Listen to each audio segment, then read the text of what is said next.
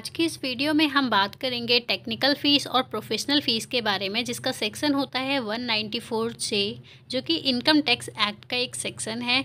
इसमें हम टीडीएस से रिलेटेड चीज़ें जानेंगे कि प्रोफेशनल फ़ी या टेक्निकल फ़ीस अगर हम पे करते हैं तो उस पर कितना टीडीएस एप्लीकेबल होता है और किस रेट से हमें यहाँ पे टीडीएस डिडक्ट करना होता है। तो चलिए हम कुछ इंपॉर्टेंट चीज़ें जान लेते हैं, जैसे कि टाइप्स ऑफ पेमेंट्स कवर्ड, किस किस टाइप की पेमेंट करने से पहले हमें ध्यान रखना है। तो कौन कौन सी पेमेंट इसमें कवर होती हैं देख लीजिए। The type of payment covered under this section are as follows: professional fees for technical services, remuneration paid to director excluding salary, salary के अलावा अगर आप कोई भी उन डायरेक्टर को पेमेंट कर रहे हैं अपनी कंपनी में, example sitting fees to attend a board meeting, किसी भी मीटिंग के लिए कोई भी सिटिंग फ़ीस आप पे कर रहे हैं या किसी भी टाइप का आप यहाँ पेमेंट कर रहे हैं, इसके लिए आपके लिए यहाँ पे कोई लिमिट नहीं होगी। कितना भी अमाउंट अगर आप पे करते हैं तो यहाँ पर आपको टीडीएस डिडक्ट करना होगा, ठीक है। सैलरी पे यहाँ पे सैलरी के अलावा जो अदर आप यहाँ पेमेंट करेंगे उसकी बात की जा रही है, ठीक है। 4th नंबर है रॉयल्टी, अगर कोई भी रॉयल्टी किसी को पे कर रहे हैं तो भी यहाँ पे टीडीएस डिडक्ट किया जाएगा। 5th नंबर देखिए, payments in the nature of non compete fees paid to not carry on any business और profession for a specified time, किसी भी स्पेसिफाइड टाइम के लिए आप किसी को अलग से पेमेंट कर रहे हैं। नॉन कॉम्पेट फीस वो होती है जिससे कि मान लीजिए आपकी कोई यहाँ पे शॉप थी और उसके साइड में ही किसी और ने भी शॉप लगा दी है, जो कि आपका कॉम्पिटिटर्स है, और जो चीज़ आप सेल करते हैं वही वो भी सेल करता है, तो आप उसको कुछ पेमेंट कर देंगे कि आप अपनी दुकान यहाँ पे सेटअप ना करके कहीं और पे ओपन कर लीजिए। तो उसके लिए जो फ़ीस आप पे करेंगे उसे ही यहाँ पर नॉन कॉम्पेट फ़ीस कहते हैं। तो इस केस में भी आप यहाँ पे टीडीएस डिडक्ट करेंगे। चलिए रेट्स जान लेते हैं, किस पे कितना रेट होता है और क्या लिमिट है।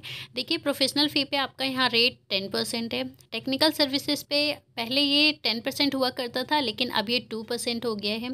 रेमुनरेशन फ़ीस पे जैसा कि हमने बताया कोई लिमिट नहीं होती, आप 10,000 की पेमेंट भी करेंगे तो भी आपको यहाँ पे 10% टीडीएस डिडक्ट करना होगा। रॉयल्टी में आपका 10% है और नॉन कॉम्पिट फ़ी में भी आपका 10% है। तो ये सभी आपके रेट्स हैं जो कि आपको ध्यान रखने हैं। सिर्फ टेक्निकल फ़ीस में ही 2% है, बाकी सब पे आपका यहाँ पे 10% एप्लीकेबल होगा। और रेमुनरेशन और फ़ी टू डायरेक्टर में यहाँ पे लिमिट को ध्यान रखना होगा, ठीक है। चलिए अब बात कर लेते हैं person liable to deduct TDS. यहाँ पे कौन कौन लायबल होता है। Every person who is making a payment in the nature of fees for professional और technical services is liable to deduct tax at source with the following exception.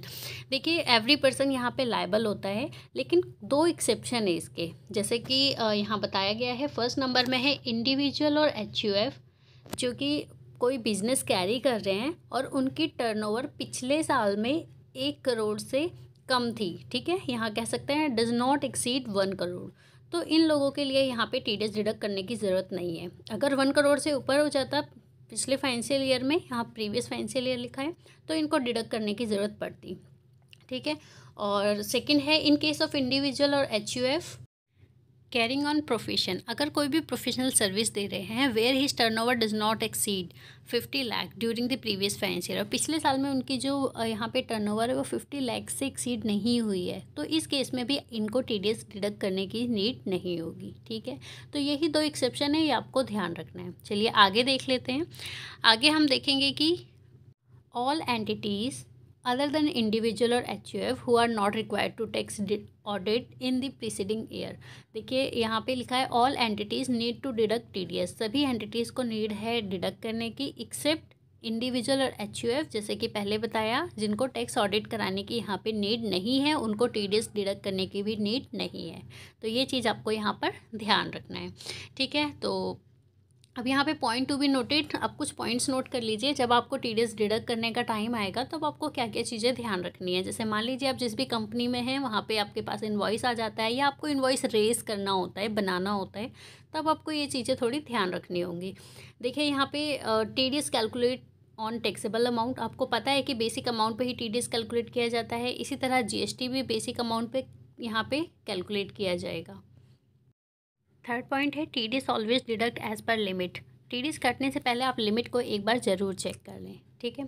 चलिए आगे एक एग्जांपल से समझ लेते हैं कि टीडीएस का ये कैसे क्या प्रोसेस है और कैसे आपको डिडक्ट करना है। एक एग्जांपल से ले लेते हैं। मान लीजिए आपको 20,000 की पेमेंट आपने की है पूरे साल में, या फिर 40,000 के की है। दो यहाँ पे हमने एक एग्जाम्पल के लिए ले लिया है। जब आप यहाँ पे लिमिट चेक करेंगे 30,000 पर एनम, 30,000 से ऊपर होगी तभी आपको यहाँ पर टीडीएस डिडक्ट करना है। तो 20,000 के केस में आपको डिडक्ट नहीं करना है, इस पर कोई टीडीएस नहीं लगेगा। हाँ, 40,000 के केस में आपको ध्यान देना है, ये 30,000 से अबव है तो इस केस में आपको यहाँ पर यहाँ टीडीएस डिडक्ट करना होगा। ध्यान रखें, मान लीजिए आपने एक बार 10,000 की पेमेंट की है और सेकेंड टाइम में आपने यहाँ पे 25,000 की पेमेंट की है, तो टोटल अमाउंट हम देखेंगे। फर्स्ट 10,000 पे आपको नहीं करना होगा, लेकिन नेक्स्ट जब आप करेंगे पेमेंट तब आपको दोनों पे टीडीएस डिडक्ट करना होगा। ये चीज़ आप ध्यान रखें। चलिए मान लीजिए आपके पास कोई इनवॉइस आता है और इस केस में आपको यहाँ पर टीडीएस डिडक्ट करना है, उसके बाद पेमेंट भी करनी है। तो आप कैसे कैसे यहाँ पे करेंगे, देखिए। प्रोफेशनल फ़ी मान लीजिए 35,000 की थी। जीएसटी एप्लीकेबल आप जानते हैं 18% होता है। टीडीएस का रेट मान लीजिए 30,000 से ऊपर ही है और प्रोफेशनल फ़ी है, तो ऑब्वियसली यहाँ पे टीडीएस 10% होगा। तो इस केस में यहाँ पे नेट पेमेंट आप कितना यहाँ पे इनवॉइस की करेंगे ये ध्यान देना है। तो देखिए सॉल्यूशन इसका क्या है। देखिए सबसे पहले हम 35,000 पे जीएसटी का रेट लगाएंगे 18%, जो कि 6300 हो रहा है हमारा। इसके बाद देखिए टीडीएस 35,000 पे यहाँ पे टीडीएस 10% कैलकुलेट करेंगे तो 3,500। इसके बाद नेट पेमेंट जब आप करेंगे तो 35,000 प्लस जीएसटी माइनस टीडीएस, तो 37,800 रुपीज़ आपको यहाँ पे नेट पेमेंट करनी होगी और 3,500 यहाँ पे टीडीएस आपको डिपॉजिट कराना होगा। तो आज की वीडियो में इतना ही, मिलते हैं नेक्स्ट वीडियो में। ऐसे ही यूज़फुल वीडियो के लिए आप हमारा चैनल सब्सक्राइब कर सकते हैं। ऐसे ही बाकी सेक्शंस पे भी मैंने वीडियो बनाई हुई है। टीडीएस क्या होता है, कितने टाइप के होते हैं, आईटीआर क्या होता है, एडवांस टैक्स क्या होता है, कैसे पेमेंट करनी होती है, अगर आप अकाउंटेंट बनना चाहते हैं तो किन किन चीज़ों का ध्यान रखें, तो इन सब को वीडियो पे भी आप विज़िट कर सकते हैं।